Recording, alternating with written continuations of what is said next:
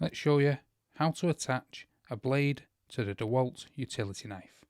So first what you want to do is get your blade, and then you want to get the blade section here and you want to push it right to the end to fully retract the mechanism.